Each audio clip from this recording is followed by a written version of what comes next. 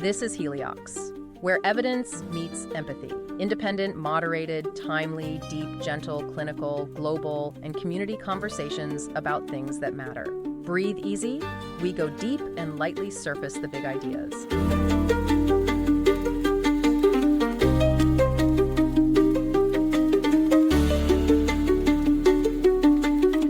Usually a medical diagnosis is, it's kind of like engineering. You know, you break your arm, the x-ray shows the crack, the doctor points and says, there it is. Right, it's very binary. Exactly, it's binary. It's clean, and frankly, it's comforting because we like things to be visible and categorized.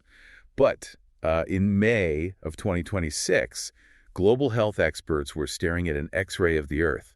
And instead of one clean break, they saw a dozen tiny glowing fractures just scattered across the map. Yeah, these little seemingly disconnected events. Right, like a woman in a rural village in Cambodia, 5 young children in China, an outbreak tied to microgreens in Europe, and then a luxury cruise ship quarantined in the middle of the ocean. Which, if you look at any one of those in isolation, it just looks like bad luck. Right. But when you look at the entire x-ray, you realize you're not dealing with a few isolated fractures. We're looking at a systemic condition. So today, welcome to our deep dive. We are exploring the hidden journey of the scientists and the policymakers tasked with reading that global x-ray. It's a huge job. It really is. And to do this, we're looking at a fascinating stack of sources. We've got real-time epidemiological bulletins from the ECDC and the WHO from April and May of 2026. We're also unpacking the 2021 Global Health Security Index, a recent report on the evolution of national preparedness, and our main guiding narrative today, which is the Capstone 2026 Global Preparedness Monitoring Board report. Also known as the GPMB. Right, the GPMB. And they ominously titled this report, A World on the Edge. So our mission today is to cut through all the global health noise and answer one single terrifying question for you. 10 years after the devastating West African Ebola epidemic and years after the height of COVID-19, are we actually any safer? I mean, that really is the defining question of the decade, isn't it? And the answer, it requires us to look far beyond just the biology of viruses. Because if we only focus on the virology, we honestly miss the actual threat entirely. Okay, so what is the actual threat then? Well, what the experts are saying on that map is a story about the health of our natural ecosystems. It's about the absolute fragility of our global economies, and maybe most importantly, the invisible collapsing bedrock of human trust. Wow. So the viruses are just... They're merely the stress test. Our societal infrastructure is what's actually failing. Okay, I want to start by looking really closely at that global x-ray from May 2026. Because you and I, we've lived through recent history. We know what a pandemic feels like. Yeah. But when you read these real-time WHO reports, you see these weird disconnected events. Yeah, the blinking lights on the dashboard. Exactly. So in Cambodia, a woman in her 60s and a young child contract avian influenza H5N1 after contact with sick poultry. Then in China, 5 human cases of H9N2, and 4 of them are kids under the age of 5. Right. In Europe, there's this multi-country outbreak of salmonella tied to sprouted microgreens. And then there is this incredibly unsettling report of a rare cluster of hantavirus on a maritime cruise ship. I have to admit, if I'm just scrolling through the news on my phone, I might scroll right past these. Sure, because people get sick every day. Right. So why are these specific blips causing such intense anxiety among the people whose entire job it is to monitor global health? How do they even sleep at night? Well, to understand their anxiety, you have to look at what the baseline of the world is doing at that exact moment. According to the European respiratory surveillance data in the spring of 2026, the standard expected threats are actually incredibly quiet. Oh, really? Yeah, SARS-CoV-2 transmission is at a baseline low. Respiratory syncytial virus, or RSV, has already passed its seasonal peak. So the main highways of respiratory illness are basically clear. Which feels like it should be cause for celebration. You'd hope so. But the quiet baseline is exactly what makes these other anomalous outbreaks so profound. Public health officials, they view the globe like a massive radar screen. We aren't seeing one massive incoming missile right now. Instead, we're seeing a dozen small drones relentlessly probing the perimeter, just testing for weaknesses. That is a terrifying analogy. A dozen small drones. Yeah. Take the hantavirus cluster on the cruise ship. When you hear hantavirus, what's the very first thing that comes to your mind? I think of someone sweeping out an old, dusty barn, or maybe a neglected attic. You inhale the dust from mouse droppings and you get sick. It feels like a very localized environmental hazard. I certainly don't think of it spreading from person to person like a common cold. And historically, you'd be entirely correct. Hantavirus is typically a dead-end infection in humans. You get it from aerosolized rodent excrement, and the virus stops with you. It doesn't possess the biological machinery to efficiently jump from your respiratory tract to the person standing right next to you. Okay, so However, there's a specific lineage called the Andes virus, which is endemic to parts of South America. And the Andes virus has documented, albeit rare, capability for limited human-to-human transmission. oh, I see. So the moment you see a cluster of cases not in a dusty barn, but on a maritime vessel, that changes the entire calculus. It changes everything. I mean, think about a cruise ship. It's a hyper-dense, enclosed environment with recycled air and thousands of people living in incredibly close quarters. It is essentially a giant incubator. Right. When Canadian health authorities flagged this cluster, it forced an immediate precautionary maritime response. And the truly terrifying part is that you cannot wait for genetic confirmation to see if it's the Andes strain or if it has mutated to spread more efficiently. Because by the time you get the lab results back, The ship could have docked. Yeah. And those passengers could have scattered to 50 different airports around the world. You have to treat that tiny blip on the radar as a worst-case scenario instantly. let's talk about the avian flu cases in Asia too, because the numbers there are staggering, H5N1 and H9N2. The reports note that in Cambodia, the virus moved from sick household poultry directly into a woman and a child. And the historical fatality rate for H5N1 in humans is, what, around 48%? Yes, around 48%. Almost half the people who catch it die. The mortality rate is devastating. Now, the virological evidence in 2026 still suggests these specific strains are primarily adapted to birds. The receptors in the human upper respiratory tract don't easily bind to this avian virus, which is, why we aren't seeing sustained human-to-human transmission yet. Okay, so it's a bird virus that occasionally gets stuck in a human. Exactly. But every single time the virus jumps from a bird into a human host, it gets a spin at the genetic roulette wheel. Wow. So it's practicing. That is a chilling but very accurate way to frame it. The virus replicates millions of times inside the human host. Most of those replications are exact copies, but sometimes there's a transcription error, a mutation.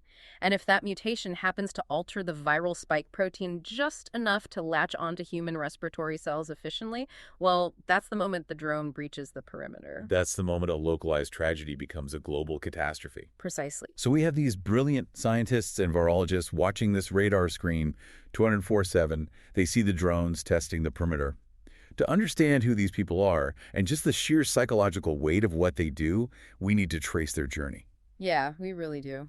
And this brings us to the beating heart of our deep dive today. The 2026 capstone report from the Global Preparedness Monitoring Board.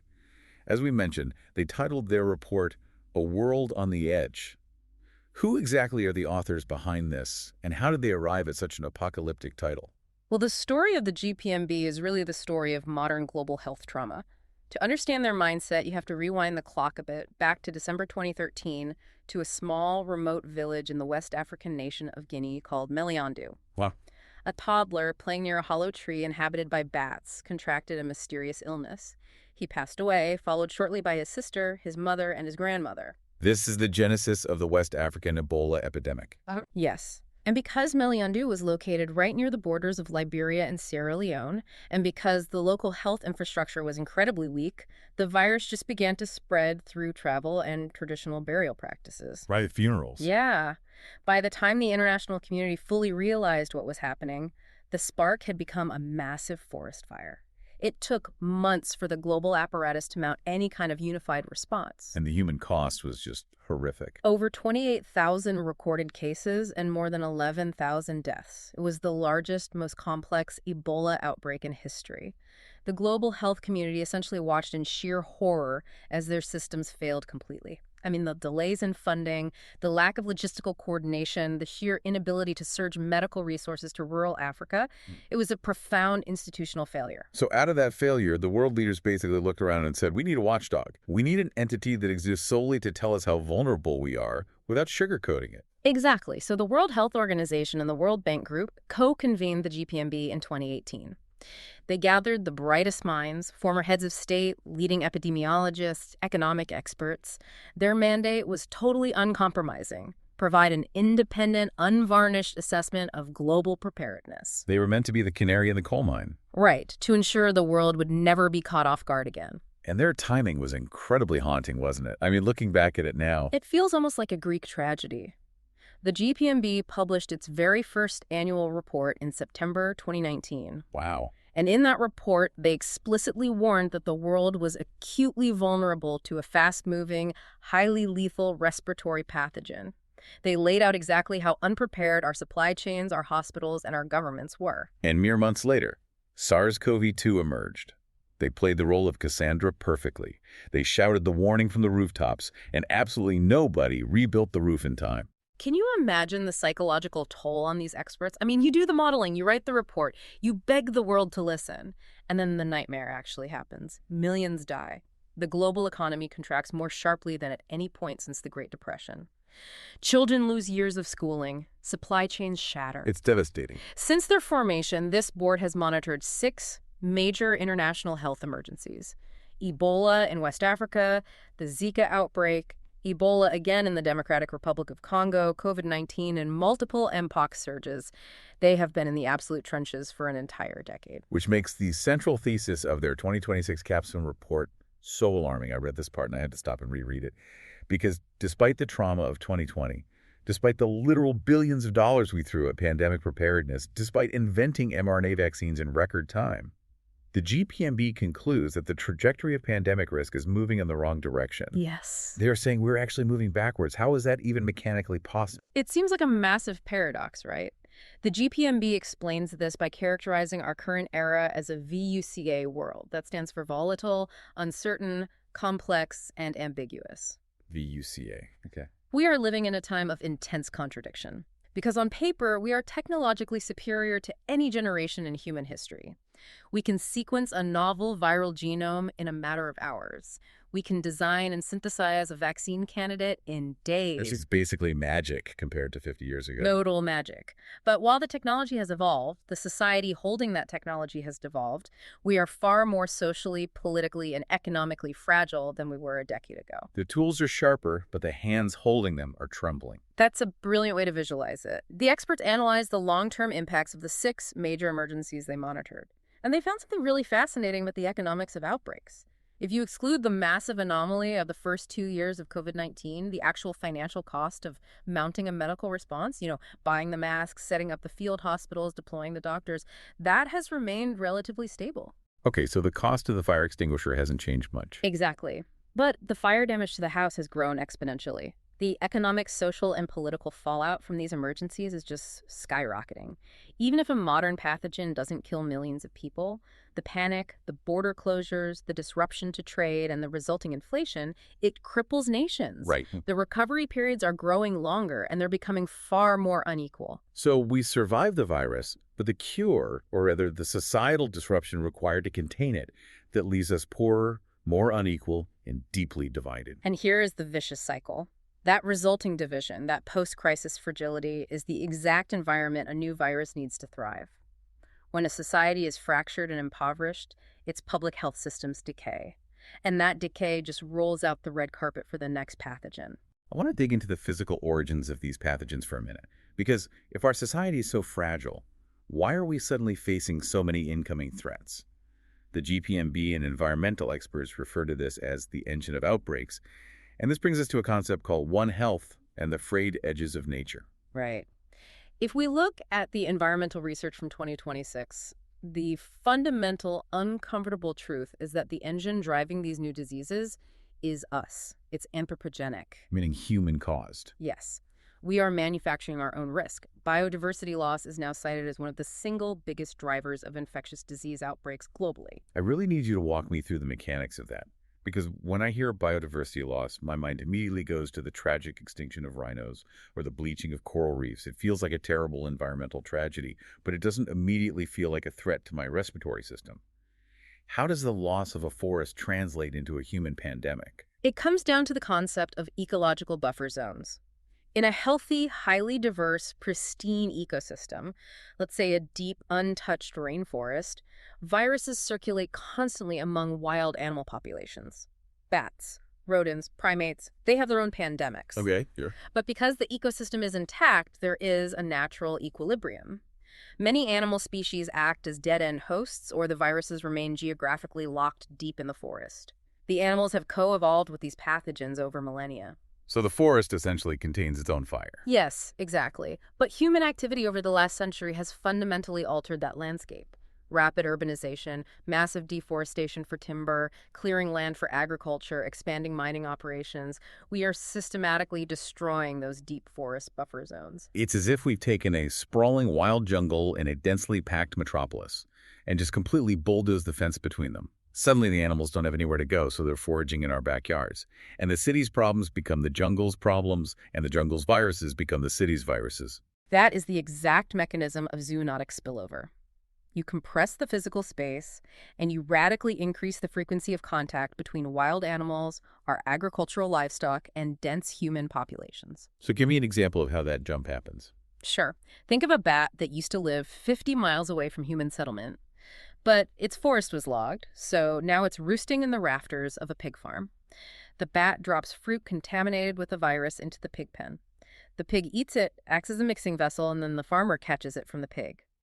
We've essentially built a high-speed highway for pathogens to travel from the wild right into our cities. And climate change acts as an accelerant on that highway, doesn't it? A massive accelerant. As global temperatures rise and weather patterns shift, habitats become inhospitable. Animals are forced to migrate just to survive, so they're moving into new, previously uninhabited areas, carrying their localized pathogens with them. Right. We are watching diseases expand their geographical footprints in real time. Mosquitoes that carry dengue fever and malaria are surviving at higher altitudes and latitudes than ever recorded. Which really forces a radical shift in how we think about medicine, right? I mean, we can't just look at humans in a vacuum anymore. No, we can't. And that realization is the core of the One Health philosophy. One Health is a framework demanding that we recognize that human health is biologically and inextricably linked to the health of animals and the environment. You simply cannot protect human beings if you ignore the sick poultry in a Cambodian village or the shifting migration routes of wild waterfowl. It sounds incredibly logical, but implementing it must be an absolute nightmare. How do you actually put One Health into practice across the globe? It requires forcing entirely different scientific disciplines to actually talk to each other. The global community established the One Health high-level expert panel, bringing together the WHO, the UN Environment Program, and agricultural organizations. They are trying to build early warning systems that monitor animal health and environmental degradation as leading indicators for human disease. Because right now, I feel like the media loves to talk about disease X. It's this terrifying conceptual sci-fi pathogen that might emerge from the melting permafrost or some deep cave. But the authors of these reports point out that while a totally unknown disease X is a real threat, the immediate terrifying reality is the known threats. Exactly. We don't need a fictional monster when we have avian influenza mutating and expanding its range right now. We are so obsessed with the unknown threat that we're neglecting the monsters already in the room. The engine of nature is throwing a heavier barrage at us than at any point in modern history because we literally dismantled the natural defenses that used to protect us. Okay, so nature is throwing a heavier barrage at us. Yeah. The next logical question has to be, how are our human systems holding up against that barrage?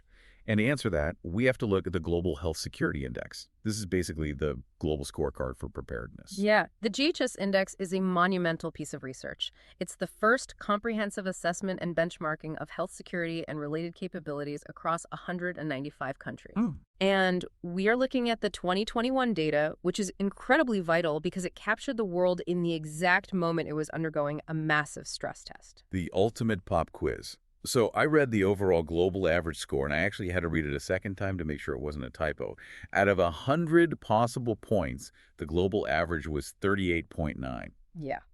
It is, by any academic standard, a failing grade. And what alarmed the researchers the most was that this score represented effectively no significant change from their initial 2019 assessment. Wait, let that sink in. Even while the house was actively burning down during the COVID-19 crisis, we were not fundamentally improving the fire alarms or the sprinkler system. We were surviving day to day, but we were not building long-term resilience. Let's look at the granular data. 73 countries scored in the absolute bottom tier for health system capacity. That means they lack sufficient clinics, hospital beds, trained healthcare workers, and basic supply chains. That's a huge portion of the world. It is. Furthermore, 65% of all countries lacked an overarching published national public health emergency response plan for diseases with pandemic potential. But the physical lack of hospital beds isn't even the most fascinating part of this index to me. The researchers included an entire category called the risk environment, and this is where the vulnerabilities become incredibly human and systemic. Right, because the risk environment category acknowledges that a hospital doesn't exist in a vacuum. It assesses the broader landscape: political insecurity risks, socioeconomic resilience, infrastructure reliability, and public trust. This is the category where the world is just hemorrhaging points. The index found that political insecurity risks have increased in nearly all 195 countries. And I want to be very careful and completely neutral here, because this is not about pointing fingers at one specific political ideology or one specific nation's party. The data in the index is completely objective. They are measuring structural realities, things like the presence of an orderly transfer of power, overall government effectiveness, the level of corruption, and the threat of international disputes. Because the virus doesn't care about your political affiliation, it cares about your societal fractures. Right. When a country lacks an accepted constitutional mechanism for the orderly transfer of power, which is a reality for many nations in the index, or when there's a high risk of violent social unrest in the streets, public health responses simply grind to a halt. Of course they do. You cannot execute a complex, multi-stage vaccine rollout or enforce temporary quarantine zones if the citizens are actively protesting a corrupt government or if rival political factions are literally fighting for control of the capital. It makes complete mechanical sense. If the Minister of Health is appointed based on political loyalty rather than epidemiological competence, Sure. the supply chains will fail. Yeah. The virus exploits the political fracture ruthlessly. It really does. The data shows that 129 countries scored below 50 out of 100 for basic government effectiveness. 65% of countries scored below the global average for political risks related to vested interests and cronyism. And then there is the economic reality for the individual citizen. This was the statistic that really haunted me.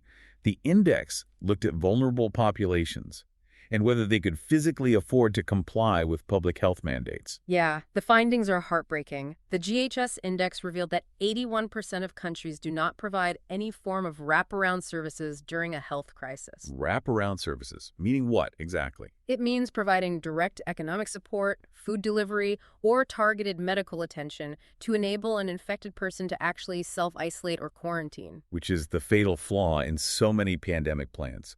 You can write the most brilliant quarantine protocol in the world, but if you look at a frontline worker, someone who drives a bus or works in a grocery store, living paycheck to paycheck, and you tell them they have to stay home for 2 weeks without pay, they are not going to do it. They physically cannot do it. Exactly. Their family will face eviction. They will starve. It renders the public health mandate mathematically impossible for the citizen to follow.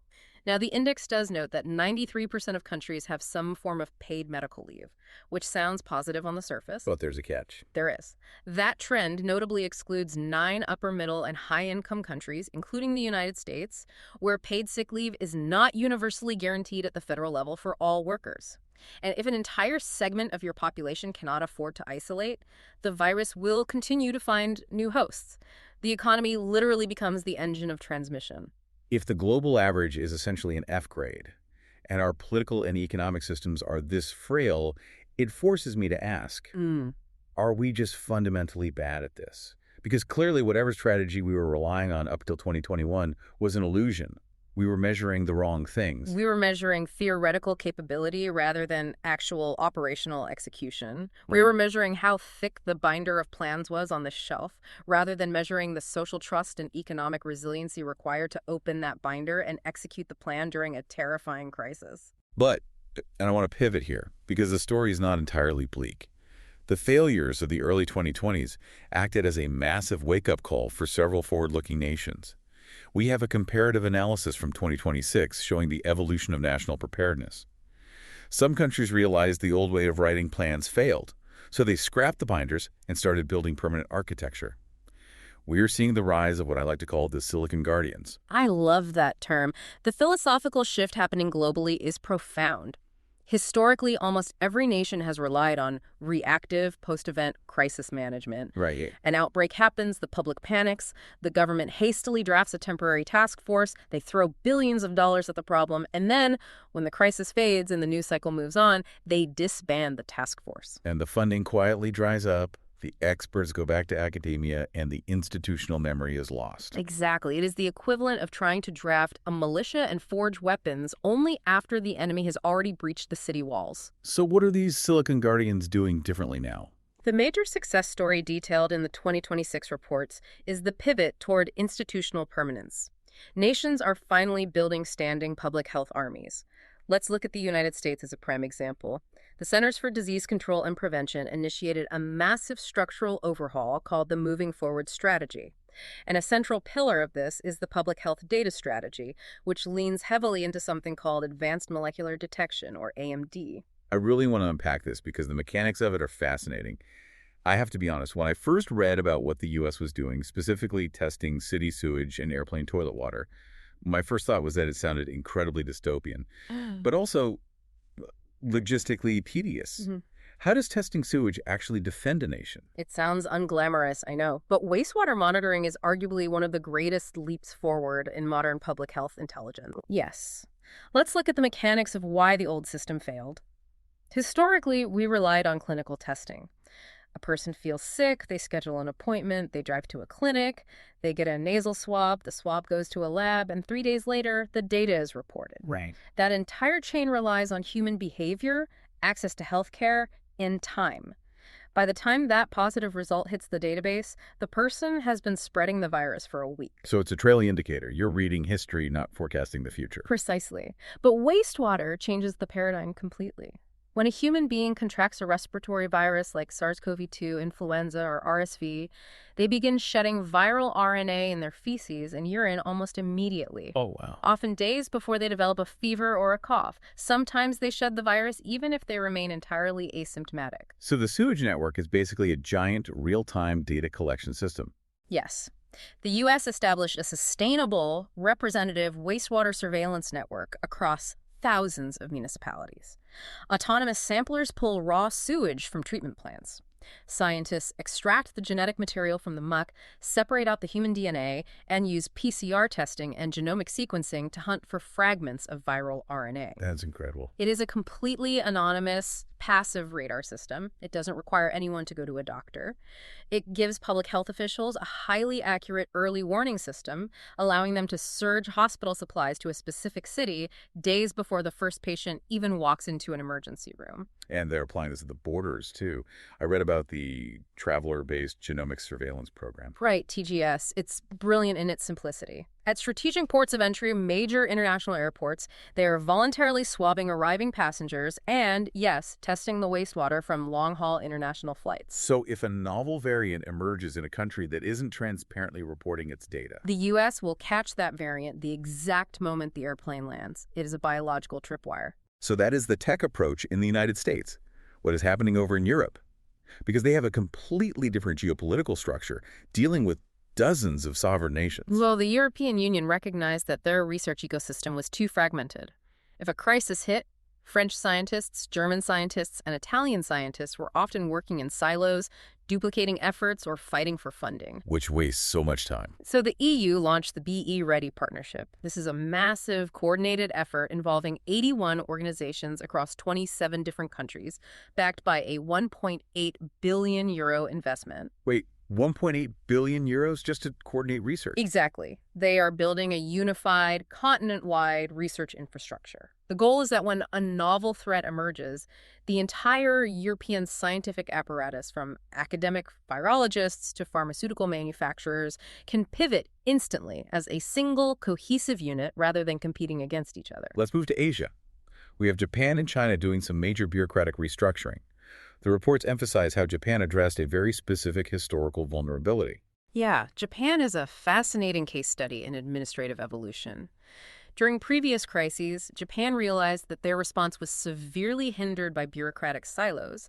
The Ministry of Health might have critical data, but they wouldn't effectively share it with the Ministry of Agriculture or the transportation sector.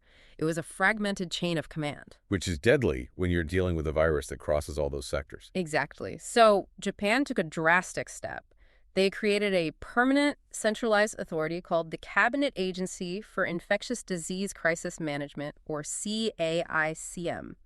It reports directly to the highest levels of government and has the authority to force coordination across all ministries. That's a huge shift in power. Furthermore, they launched a national medical countermeasure strategy. They looked at their recent real-world struggles with sustained measles transmission and realized they needed to accelerate domestic clinical trials and keep vaccine production capabilities warm within their own borders, rather than relying on international supply chains that might freeze during a panic. And China has taken a similar approach to centralization, haven't they? China established the National Disease Control and Prevention Administration. This effectively elevated their public health authority, giving it a lot more regulatory teeth. And what's really encouraging is that they aren't just waiting for the next pandemic, they are applying these new centralized frameworks to existing endemic threats. Like what? The WHO has strongly praised China for their recent progress in applying advanced surveillance and data tools to combat tuberculosis, showing tangible improvements in a long-standing health crisis. I also want to dive deeply into what South Korea is doing, because their approach feels so uniquely human compared to just buying more sequencing machines. They have been running these landmark pandemic simulation exercises mapped out with the International Vaccine Institute. But they aren't just doing tabletop exercises with scientists in lab coats. They are doing something called stakeholder mapping. Yes, this is where South Korea is truly addressing the vulnerabilities identified in the GHS index. Stakeholder mapping is the acknowledgement that a brilliant vaccine is completely useless if the public refuses to take it. So South Korea brings in not just virologists, but local mayors, religious leaders, union heads, and leaders of non-governmental organizations. Because if the head of a massive religious congregation tells their followers that a public health mandate is a government conspiracy, the science doesn't matter. The virus wins. Precisely. South Korea maps out exactly who holds the social capital and trust within specific communities. They engage these leaders before a crisis hits. They run simulations to figure out where the pushback will come from, how to communicate effectively, and how to build consensus. They are engineering the social response with the same rigor they apply to engineering the medical response. Okay, so let's step back and look at this fortress we've built. We have advanced molecular detection pulling genomic data from wastewater. We have a unified 1.8 billion euro AI-driven research network in Europe. We have permanent centralized agencies in Japan and China cutting through red tape. And we have South Korea actively mapping community psychology. The technology and the administrative architecture are practically sci-fi compared to where we were 10 years ago. It feels like we should be impenetrable. Are we actually safe now? If you ask the authors of the GPMB capstone report, the answer is still a resounding no. Still no. Because they looked at all of this incredible fortress architecture, the Silicon Guardians, the permanent agencies, and they realized we have built a magnificent structure on top of a completely collapsing foundation. Collapsing in what way? In the context of human trust and global equity, the GPMB states unequivocally that the absolute bedrock of any effective preparedness system is trust. And right now, trust is fractured on a systemic, catastrophic level. It's an interesting metaphor. It actually reminds me of organ transplantation. Oh, how so? Well, you could take a brilliant bioengineered, perfectly healthy heart, which represents our new AI and genomic technology, and transplant it into a patient. But if the host's immune system doesn't recognize it, the body will just attack the new organ. It's tissue rejection. That is a perfect biological analogy. We have the synthetic organ, but the host society is rejecting it. Trust is broken on multiple dimensions. First, there's the fracture between governments and their own citizens. After the chaotic communication, the conflicting mandates, and the perceived overreaches of previous crises, a massive segment of the global population simply assumes their leaders are lying to them, or at least incompetent. Right. If a government rolls out a brilliant new wastewater surveillance system, a distrustful public doesn't see a public health tool. They see a surveillance state tracking their bodily fluid. And then there's the fracture between sovereign nations. Yes. The geopolitical trust deficit is massive. Just look at the behavior during the rollout of vaccines in 2021. Wealthy nations hoarded supplies, enacted export bans, and engaged in vaccine nationalism, while lower-income nations were left entirely exposed. The developing world watched the global north preach solidarity while practicing ruthless self-interest. Which completely shatters the second pillar the GPMB identifies: equity. Trust and equity are two sides of the same collapsing coin. The inequity we tolerate is staggering. It exists in access to basic health information, access to financing, and access to medical countermeasures. Think about the incentive structure for a low-income nation. Imagine they discover a novel pathogen in their territory. The current system asks them to sequence the virus and immediately share that genetic data with the global community for the quote-unquote greater good. But then pharmaceutical companies in high-income countries use that freely shared data to manufacture therapeutics and vaccines. Yep. And those wealthy nations buy up 90% of the initial supply, leaving the country that originally discovered and shared the virus to suffer without protection. It is a massive structural disincentive. Why would a developing nation ever transparently share outbreak data again if the only reward they get is being pushed to the back of the line for the cure? That is a terrifying reality. But surely the new tech can help bridge this gap. We have these incredible artificial intelligence models now that can optimize supply chains or predict outbreaks. Does AI help engineer trust? It is a profound double-edged sword. AI has the potential to be miraculous. It can analyze satellite imagery, climate data, and livestock movements to predict exactly where a zoonotic spillover will happen. But without transparent global governance, AI will absolutely exacerbate the access gaps. How so? Because the models are often black boxes. If an AI system deployed by a wealthy Western nation instructs a developing African nation to cull millions of dollars worth of livestock based on a proprietary algorithm nobody is allowed to audit, there will be massive resistance. Oh, I see. Furthermore, if these AI tools are trained on biased datasets that largely exclude the global south, their predictions will be fundamentally flawed. And beyond the science, generative AI is currently supercharging the manufacturing of misinformation. It's making it infinitely easier for bad actors to flood the internet with deepfakes and conspiracy theories that erode whatever fragile public trust remains. So if the technology cannot save us from our own fractured sociology, what can? The GPMB report doesn't just list the problems right, it issues an ultimatum. They laid out 3 concrete priorities for survival. They are essentially telling the global community, fix the foundation or the fortress falls. So let's walk through these 3 demands. What is priority number 1? Priority number 1 is the establishment of independent risk monitoring. The GPMB recognized that you cannot rely on individual nations to voluntarily self-report their vulnerabilities honestly. It is politically unfeasible, so they are demanding an uncompromising multi-sectoral risk monitoring mechanism. A watchdog with actual teeth. Yes. It needs to be powered by reliable, ethical, open-source AI, and it must be directly accountable to the World Health Assembly, not to any single donor nation. And crucially, it cannot just look at hospital data. It must provide holistic risk signals. It needs to look at agricultural policy, deforestation rates, and economic stability, bringing that data to global forums on trade and security. It is the operationalization of One Health. Okay, priority 2. Equitable access to countermeasures. This is the direct antidote to the vaccine hoarding and the data sharing disincentives we just discussed. The GPMB is demanding the finalization, ratification, and full binding implementation of the WHO pandemic agreement. And the centerpiece of this is a framework called the Pathogen Access and Benefit Sharing System, or PABS. Benefit sharing, meaning if you give us the genetic sequence, you are legally guaranteed a share of the resulting cure. Exactly. It replaces voluntary charity with binding obligations. If a manufacturer uses global data to create a vaccine, a set percentage of their production must be allocated to the WHO for equitable distribution in lower-income countries. Priority 2 also requires the massive decentralization of manufacturing. We cannot have a system where the entire continent of Africa relies on factories in Europe and India. We must build and sustain regionalized manufacturing capacity in Latin America, Southeast Asia, and Africa so they can produce their own mRNA vaccines during a crisis. Which brings us to priority 3. And honestly, looking at how the world works, this might be the most crucial one because absolutely none of this happens without it. Sustainable financing. The GPMB is demanding a fundamental shift in how we pay for global security. We have to move away from what they call fragile discretionary pledges. We all know the theater of global crises. A tragedy occurs, world leaders gather in front of the cameras, and they pledge billions of dollars. But then, as the years pass and new political crises emerge, those pledges are quietly forgotten or reallocated. Right. The GPMB wants standing mandatory commitments to the pandemic fund. They also call for sweeping reforms of the G20 debt structures so that developing nations aren't forced to choose between paying off crippling international loans or building public health infrastructure. The most fascinating concept they introduce under financing is something called daisier financing. I love this idea because it relies on such a clear mechanical metaphor.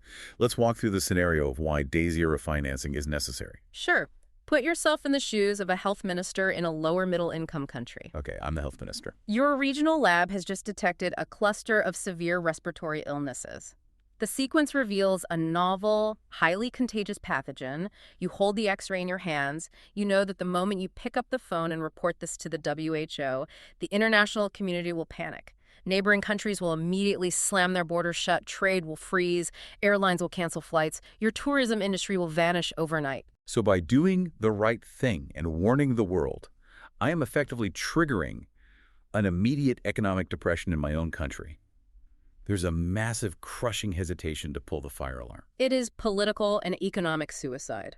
So, history shows us that nations hesitate. They wait. They hope it's a localized cluster that burns out. They delay reporting for weeks or months. And in those weeks, the virus escapes. Day O financing is designed to completely remove that hesitation. How does it work? It provides immediate, guaranteed, robust funding to the reporting country the exact moment an outbreak is identified. It is not a loan they have to negotiate over months. It is an instant injection of capital that compensates the nation for the inevitable economic hit. And it pays for the massive, rapid containment measures. The field hospitals, the economic support for quarantined citizens, everything required to stamp out the virus at the source. It is the equivalent of having a dedicated communal emergency fund. If my house catches on fire, I shouldn't have to go to the bank and take out a high-interest loan just to afford to call the fire department. Day-go financing aligns the incentives. It makes doing the right thing for global security economically survivable for the individual nation. It's an acknowledgement that containing an outbreak in one small village is a service to the entire globe, and the globe should foot the bill instantly. It is the only way collective security can function in a fractured world. So let's step back and look at the entire journey we have taken today. We started by looking at that murky X-ray of the world in 2026, seeing the blinking lights of avian flu in Cambodia and hantavirus on the ocean. We asked if we were any safer today than we were a decade ago. The answer is deeply complex. The journey of the authors behind the GPMB report, from the tragedy of West African Ebola to the trauma of COVID-19, shows a decade of exhausting battles and miraculous victories. We have developed biological technologies that look like magic. The Silicon Guardians in the US, Europe, Japan, and China are building incredible proactive defense systems with wastewater genomics and AI forecasting. But the hard data from the Global Health Security Index and the GPMB report clearly show that our societal foundation is cracking. The engine of nature, fueled by biodiversity loss and climate change, is throwing more pathogens at us than ever, and our bedrock of human trust, political stability, and global equity is crumbling. We're trying to fight a biological war with a divided army. The brilliant technology cannot save us if the society wielding it refuses to cooperate. And this matters to you, the listener, directly. Pandemic preparedness is not just some abstract policy debated by diplomats in Geneva. It's not just about laboratories. It dictates whether the supply chain stocking your local grocery store collapses. It dictates the inflation rate of your economy. It dictates whether the people working in your local community can physically afford to stay home when they are sick. If the One Health model proves anything, it's that human health is intimately, unavoidably tied to the natural world. Therefore, true pandemic preparedness does not start in a sterile, high-tech laboratory. It starts with how we treat the natural ecosystems in our own backyards, how we design our agricultural systems, and ultimately how equitably we treat the most vulnerable people living right next door. We began this deep dive with the idea of a medical X-ray. For a long time, we wanted pandemic preparedness to be a clean, binary picture. Is the virus contained or not? Are we safe or not? But the reality is that the global X-ray is showing us the entire patient. It is illuminating our politics, our economics, our social safety nets, and our broken relationship with nature. Right now, the patient has a lot of underlying conditions. Will we have the courage to cure those underlying societal conditions before the next small blip on the radar becomes an unstoppable global storm?